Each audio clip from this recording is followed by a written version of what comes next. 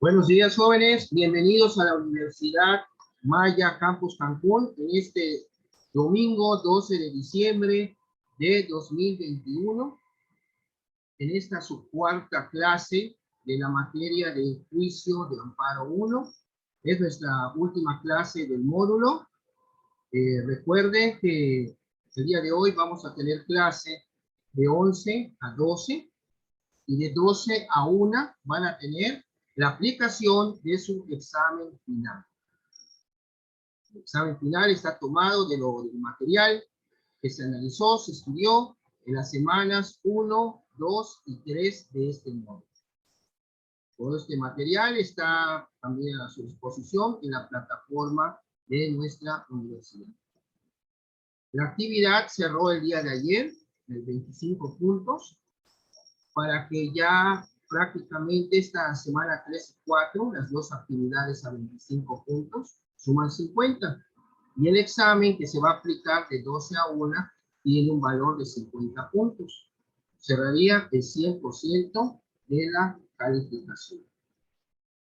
Pues vamos a dar inicio con nuestra clase de hoy. Tenemos hoy, pues, lógicamente, muy limitado el tiempo, ya que la aplicación del examen, como ya se les mencionó, es en hora de clase, 60 minutos.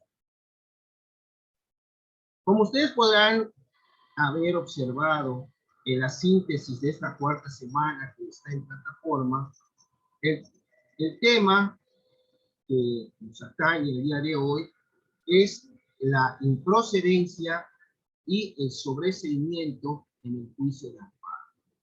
¿Cuándo es improcedente el juicio de amparo y cuándo se sobresee? Son dos figuras distintas.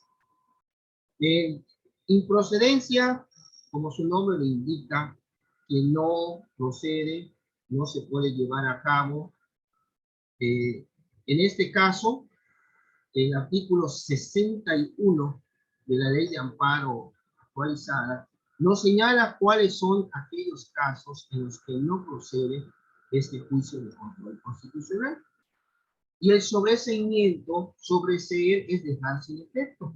Cuando en el juicio de amparo ya no hay materia que estudiar, pues lógicamente al no haber materia, pues simplemente el juicio queda sin efecto.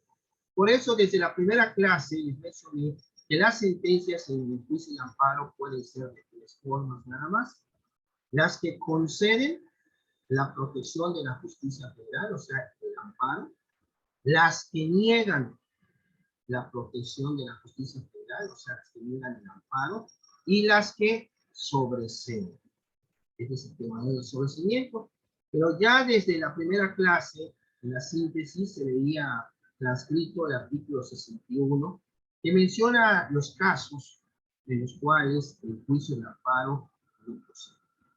Vamos a ver estas causales por las cuales no, casos, mejor dicho, por los cuales no, el juicio de amparo no se puede implementar. Vamos a compartir la pantalla.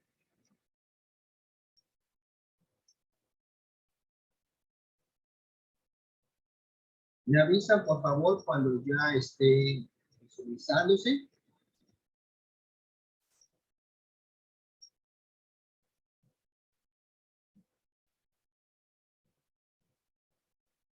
Ya, profe. Ok. Se ve. Sí, ¿qué pasó? No, que ya se veía. Ah, ok. Bueno, aquí como pueden ustedes ver donde dice la improcedencia, si la acción procesal en general es el derecho ejercitado ante los funcionarios judiciales para que impartan justicia, la acción de amparo tiene los mismos fundamentos, pero concretados en los artículos 103 y 107 de nuestra ley fundamental y tiende a la invalidación del acto reclamado. ¿Qué quiere decir esto? Que el amparo precisamente se presenta o se promueve para invalidar el acto que esté realizando una autoridad y que esté afectando nuestras garantías individuales. En este caso, por eso se busca invalidar el acto de la autoridad de la autoridad responsable, como se le denomina la autoridad del juicio de amparo.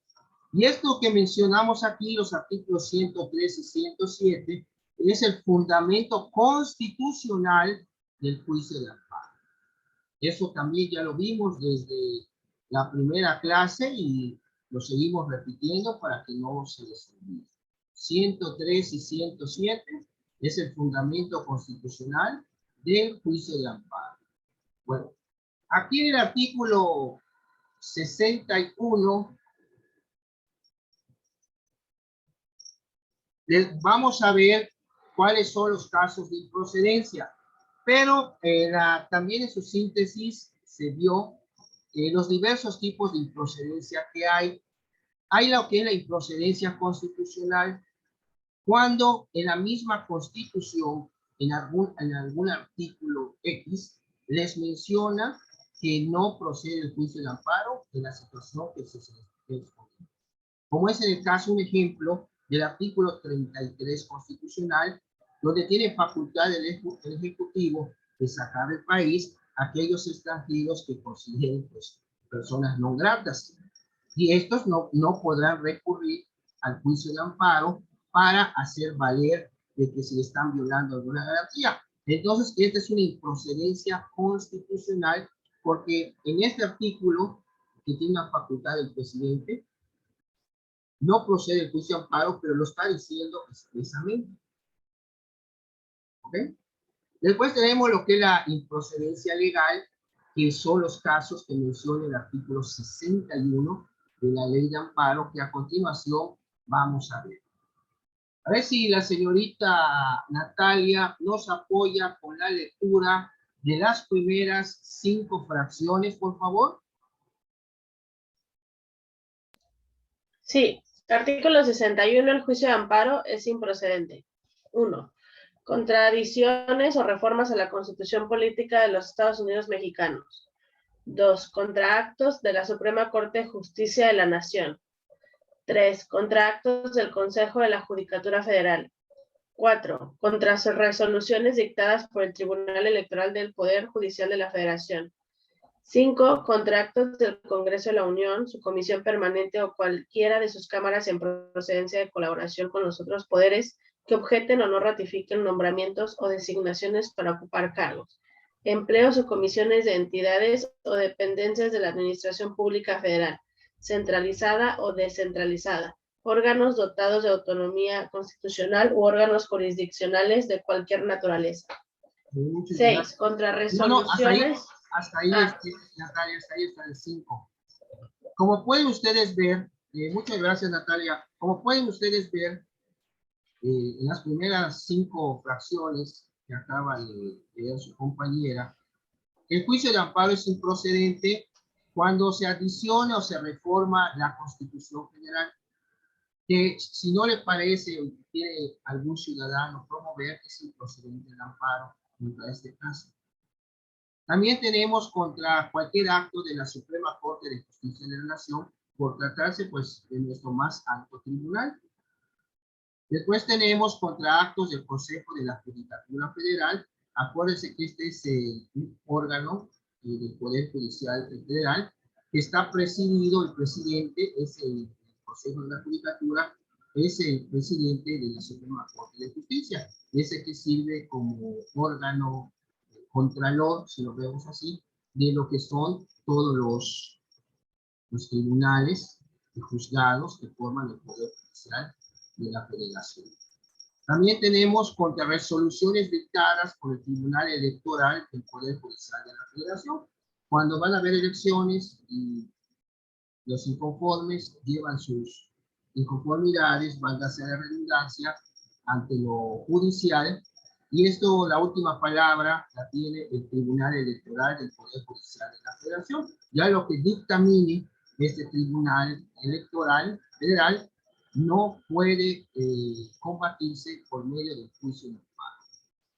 O sea, es improcedente. Y después tenemos contra actos del Congreso de la Unión, o sea, pues, lo que emitan las cámaras, su comisión permanente o cualquiera de sus cámaras en procedimiento de colaboración con los otros poderes que objeten o no ratifiquen, o sea, sobre qué casos son. Que objeten o no ratifiquen nombramientos o designaciones para ocupar cargos, empleos o comisiones en entidades o dependencias de la Administración Pública Federal, si centralizada o descentralizada, órganos dotados de autonomía constitucional u órganos jurisdiccionales de cualquier naturaleza. O sea, ya ven que cuando van a nombrar a alguien, el presidente, por ejemplo, puede proponer a alguien, y si no le parece a las cámaras, o sea, esa propuesta para el cargo de que se trate, pues esta persona no puede decir, bueno, pues me voy a amparar porque no me quieren, no.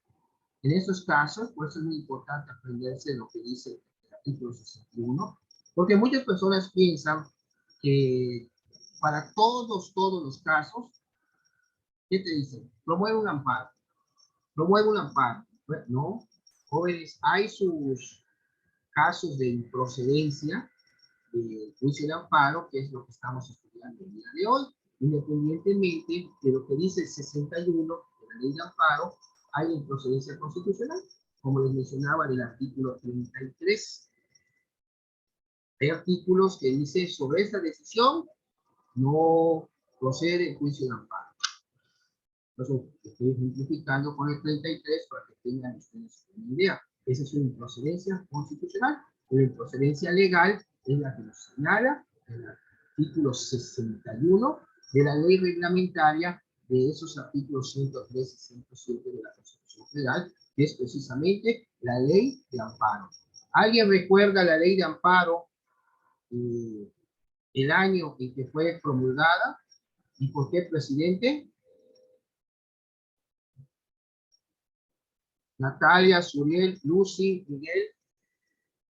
Se vio desde la clase número 1.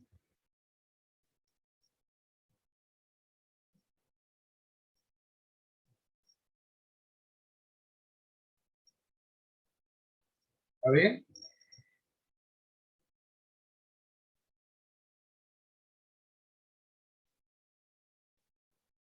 ¿1800 qué?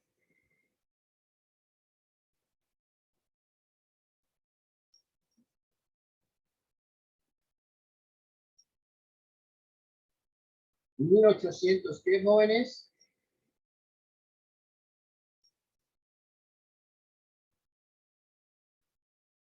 ¿69? Así es. ¿Quién estaba de presidente? Que falleció 3 años después por una angina de pecho. El benemérito de las Américas, ¿quién es? Benito Juárez. Así es, efectivamente. Muy bien, Miguel, muchas gracias. ¿No subieron? ¿Quién contestó? Miguel. Bueno, pues vamos a continuar viendo estos casos. Ya vimos los primeros 5. Los siguientes 5, por favor, Suriel.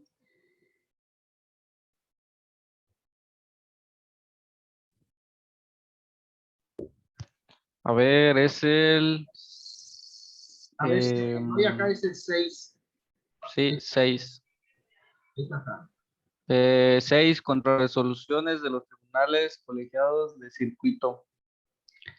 7 contra las resoluciones o declaraciones del Congreso Federal o de las cámaras que lo constituyen, de las legislaturas de los estados o de sus respectivas comisiones o diputaciones permanentes, en declaración de procedencia y en juicio político, así como en elección, suspensión o remoción de funcionarios en los casos en que las constituciones correspondientes les confieran la facultad de resolver soberana o discrecionalmente. 8.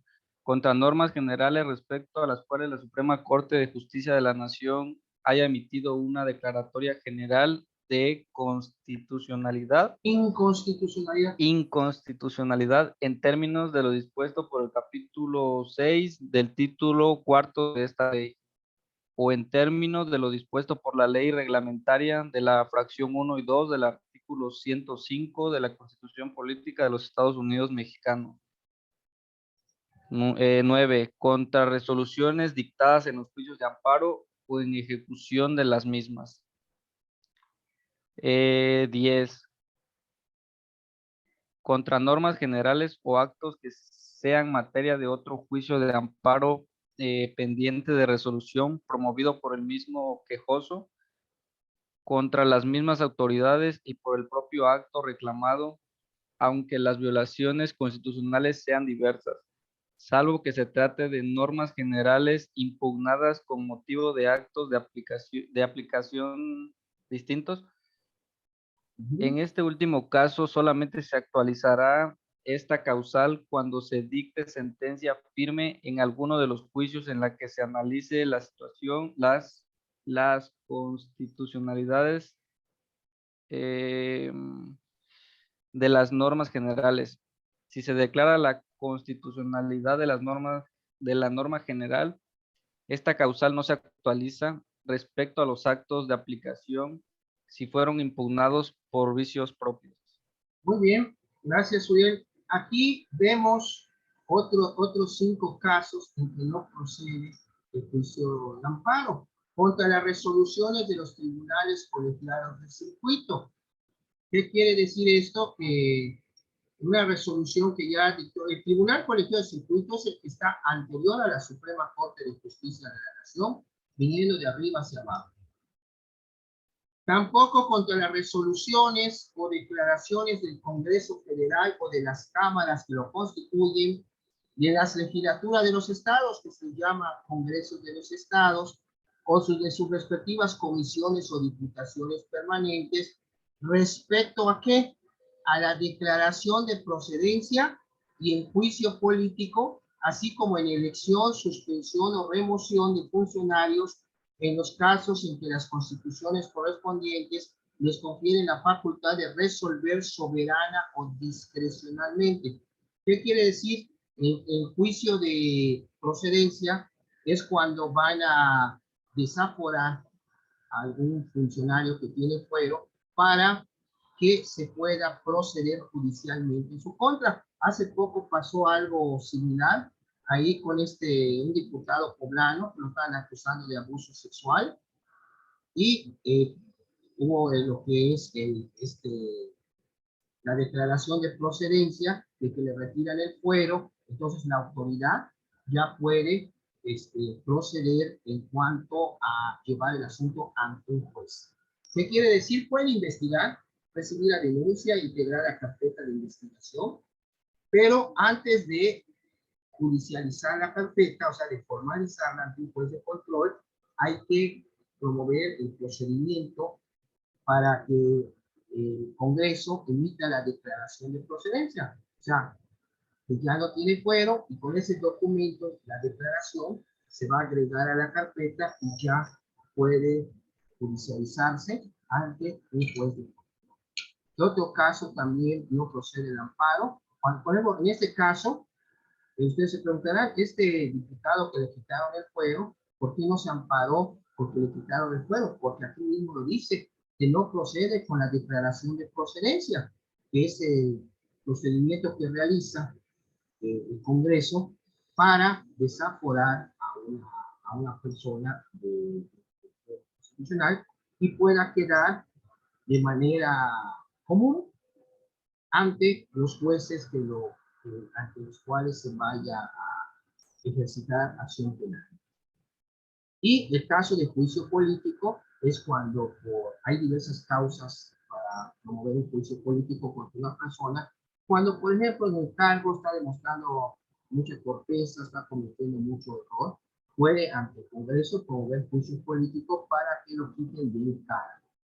Eso es juicio político. Y en el caso de las elecciones, como dice así como en elección, suspensión o remoción de funcionarios. O sea, los casos de elecciones, cuando hay la cuestión que tiene que intervenir el Congreso, cuando falta, por ejemplo, un presidente y tiene que nombrar uno mientras se convocan elecciones, pues ahí no procede el juicio de amparo. ni tampoco cuando se trate de elección, suspensión, remoción de funcionarios en los casos de las constituciones proponidas. O sea, un funcionario lo van a elegir, o sea, y no les parece a otra parte, pues no. Porque aquí, como ven ustedes, se menciona la cuestión de resolver soberana o discrecional. O sea, lo están dejando a su criterio del Congreso. Por lo tanto, no procede que juicio de amparo. Seguidamente, contra normas generales respecto de las cuales la Suprema Corte de Justicia de la Nación haya emitido una declaratoria general de inconstitucionalidad en términos de lo dispuesto por el artículo 6 del título 4 de esta ley de amparo, o en términos de lo dispuesto por la ley reglamentaria de las fracciones 1 y 2 del artículo 105 de la Constitución Federal. La 9, contra resoluciones dictadas a los juicios de amparo o en ejecución de las mismas. O sea, una resolución que ya sea una sentencia que ya se dictó en juicio de amparo, ya quedó firme y se va a ejecutar, o sea, se va a aplicar esa resolución y se quiere amparar a la persona contra esa ejecución, no procede. Y número 10, contra normas generales en los términos que señala esta fracción 10. A ver, Lucy, si nos ayudas de la 11 a la 15, por favor. Sí, profe. 11. Contra normas generales o actos que hayan sido materia de una ejecutoria en otro juicio de amparo en los términos de la fracción anterior. 12. Contra actos que no afecten los intereses jurídicos o legítimos del quejoso en los términos establecidos en la fracción 1 del artículo 5 de la presente ley y contra normas generales que requieren de un acto de aplicación posterior al inicio de su vigencia. 13. Contra actos consentidos expresamente o por manifestaciones de voluntad que extrañen ese consentimiento. 14. Contra normas generales o actos consentidos tácitamente, entendiéndose por tales aquellos contra los que no se promueve el juicio de amparo dentro de los plazos previstos. No se entenderá consentida una norma general, a pesar de que siendo impugnable en amparo desde el momento de la iniciación de su vigencia no se haya reclamado, sino solo en el caso de que tampoco se haya promovido amparo contra el primer acto de su aplicación en prejuicio del quejoso. Cuando contra el primer acto de aplicación procede algún recurso o medio de defensa legal, por virtud del cual pueda ser modificado, revocado o nulificado, será optativo para el interesado hacerlo valer e impugnar desde luego las normas generales en juicio de amparo. En el primer caso solo se entenderá consentida la norma general si no se promueve contra ella el amparo dentro del plazo legal contado a partir del día siguiente de aquel al que se surta sus efectos de notificación de la resolución recaída a recurso o medio de defensa.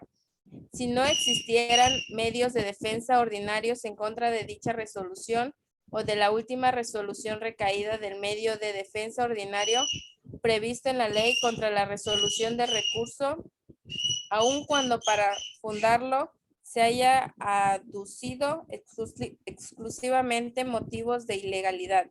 Si en contra de dicha resolución procede amparo directo, deberá estarse a lo dispuesto en el capítulo, respectivo a ese procedimiento. 15. Contra la resolución o declaraciones de las autoridades competentes en materia electoral. Esto es parecido a aquellas resoluciones que dice el Tribunal Federal Electoral, no procede. El 16, contra actos consumados de modo irreparable, o sea que ya no se puede reparar. Ahí ya no, porque una de las finalidades del juicio de amparo es restituir el goce de la garantía violada. Si te están violando a ti, que cese y se te restituya el goce de tu garantía que te está afectando por el acto de la autoridad responsable. Bueno, a ver, Miguel, si nos ayudas del 17 al 20, por favor. Sí. 17. Contra actos emanados de un procedimiento judicial o de un procedimiento administrativo seguido en forma de juicio, cuando por virtud del cambio de situación jurídica en el mismo deban considerarse consumados irreparablemente las violaciones reclamadas en el procedimiento respectivo, por no poder decirse en tal procedimiento sin afectar la nueva situación jurídica, cuando en amparo indirecto se reclaman violaciones a los artículos 19 o 20 de la Constitución Política de los Estados Mexicanos, solamente la sentencia de primera instancia hará que se consideren irreparablemente consumadas las violaciones para los efectos de la improcedencia previstas en este precepto. La autoridad judicial que conozca del proceso penal suspenderá en estos casos el procedimiento en lo que corresponde al quejoso una vez concluida la etapa intermedia y hasta que sea notificada en la resolución que recaiga en el juicio de amparo pendiente. 18. Contra las resoluciones de tribunales judiciales, administrativos o del trabajo, respecto de los cuales conceda la ley ordinaria algún recurso o medio de defensa dentro del procedimiento, por virtud del cual pueden ser modificadas, revocadas o nulificadas.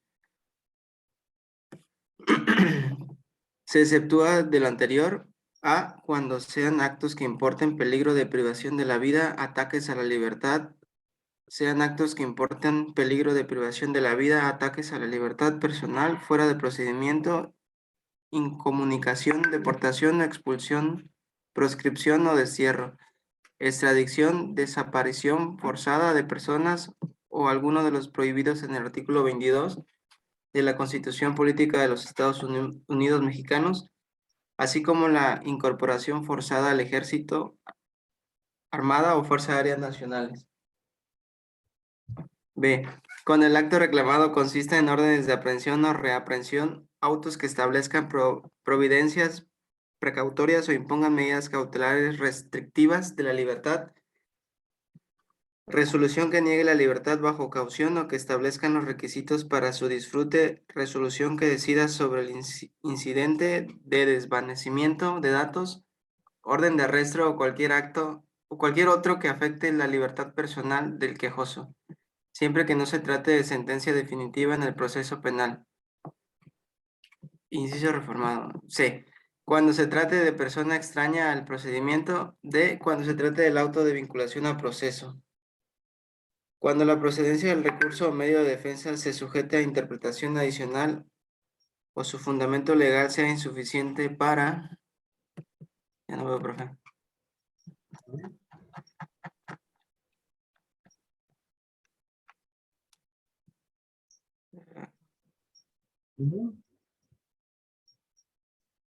Para determinarla, al quejoso quedará en libertad de interponer dicho recurso o acudir al juicio de amparo.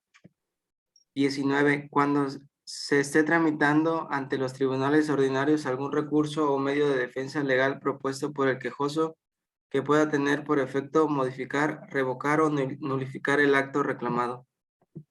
20. Contra actos de autoridades distintas de los tribunales judiciales, administrativos o del trabajo que deban ser revisados de oficio conforme a las leyes que lo rijan o proceda contra ellos algún juicio, recursos o medios de defensa legal por virtud del cual puedan ser modificados, revocados o nulificados, siempre que conforme a las mismas leyes se suspendan los efectos de dichos actos de oficio o mediante la interposición del juicio, recurso o medio de defensa legal que haga valer el quejoso, con los mismos alcances que los que prevé esta ley y sin exigir mayores requisitos que la misma consigna para conceder la suspensión definitiva, ni plazo mayor que el que establezca para el otorgamiento de la suspensión provisional, independientemente de que el acto en sí considerado sea o no susceptible de ser suspendido de acuerdo con esta ley.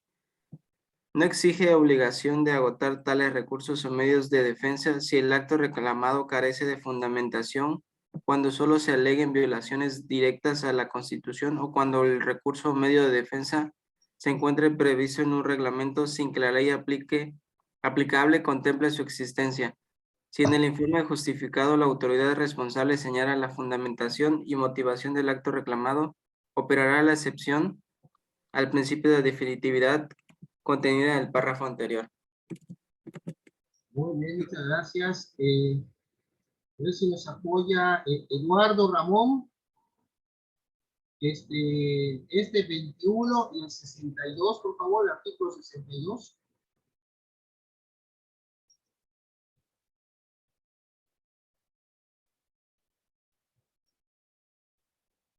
Eduardo Ramón.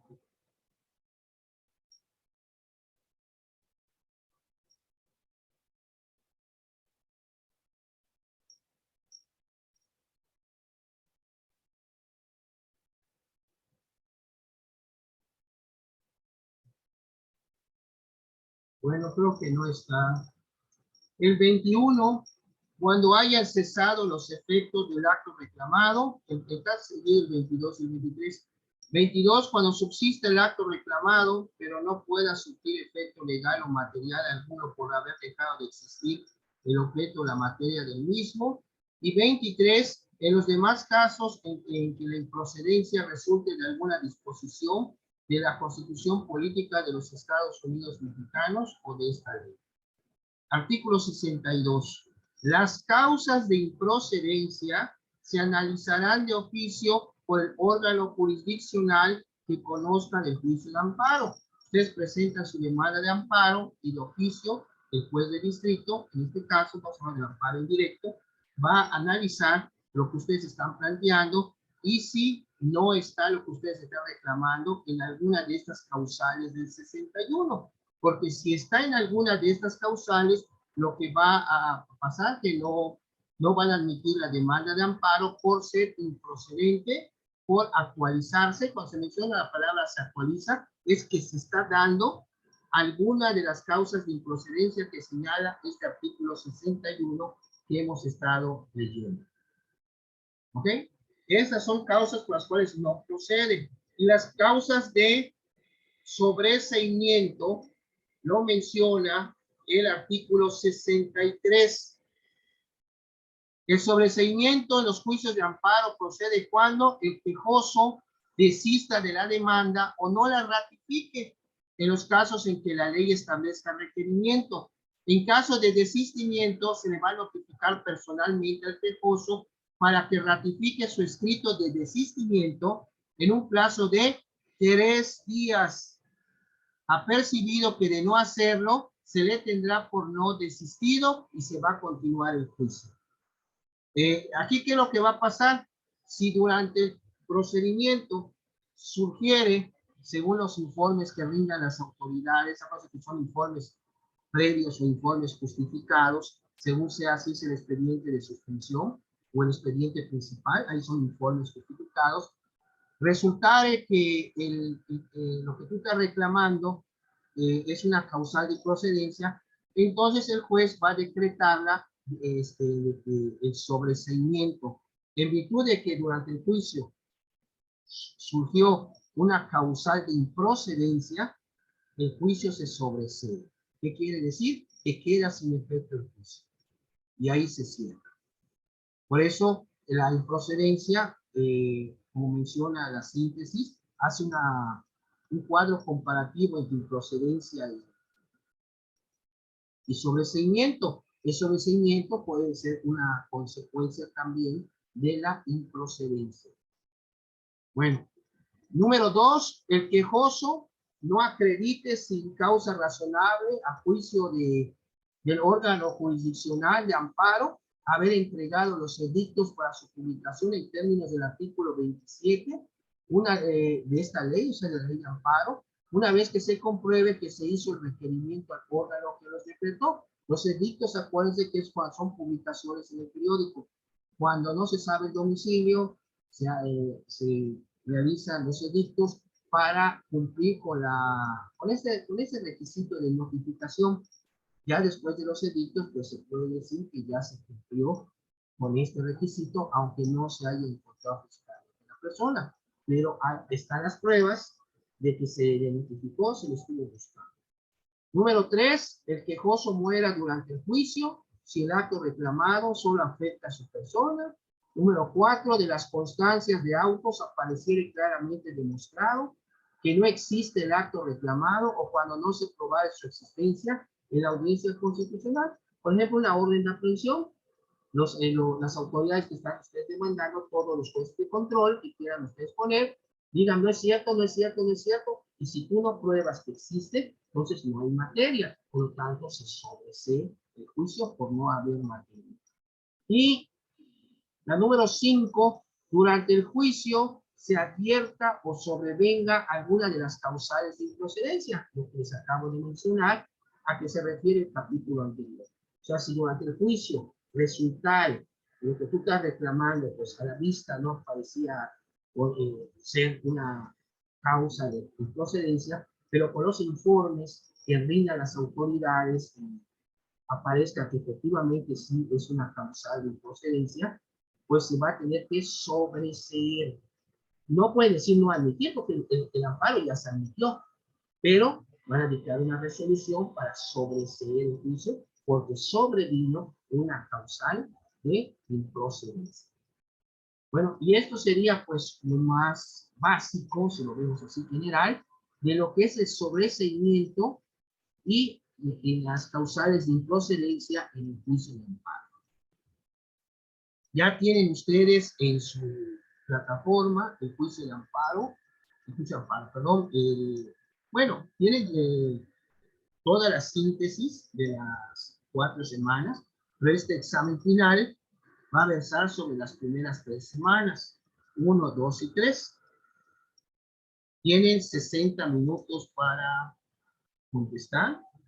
Son opción múltiple, 2.5 puntos cada reactivo, y el examen debe estar abriendo en unos minutos más. Por eso nosotros vamos a concluir la clase ahora que se acabe ¿cómo se llama?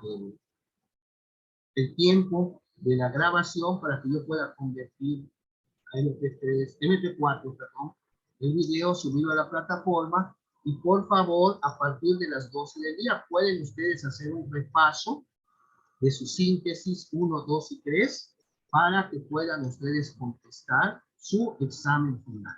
60 minutos, un solo intento.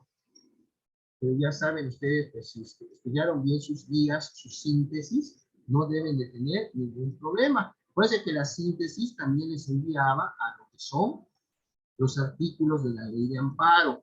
No se les olvide, jóvenes, el fundamento constitucional del juicio de amparo, los antecedentes que vimos el padre del juicio de amparo, cuál es el antecedente histórico directo de dónde viene por primera vez el juicio de amparo médico, pero también los otros medios de control que son también antecedentes jurídicos en Inglaterra y en Estados Unidos, las partes en el juicio de amparo, la norma supletoria, la ley de amparo, o sea, lo que no esté previsto, a dónde nos tenemos que ir para aplicar la normatividad correspondiente, en este caso la supletoria de la ley de amparo. Y los principios, no se les olvide también. Pues jóvenes, nada más me resta despedirme de ustedes, espero que se encuentren bien y veremos el próximo año si estamos en este mismo medio, ya en su octavo y último cuatrimestre. Por mi parte, que tengan un excelente domingo y un magnífico inicio de semana. Síganse cuidando, jóvenes, porque esto todavía no ha pasado. Muchas gracias y muy buenos días. Hasta luego, profe. Gracias, buen día. Gracias. Nos vemos. Gracias. Recuerden, a las 12 abre su examen final.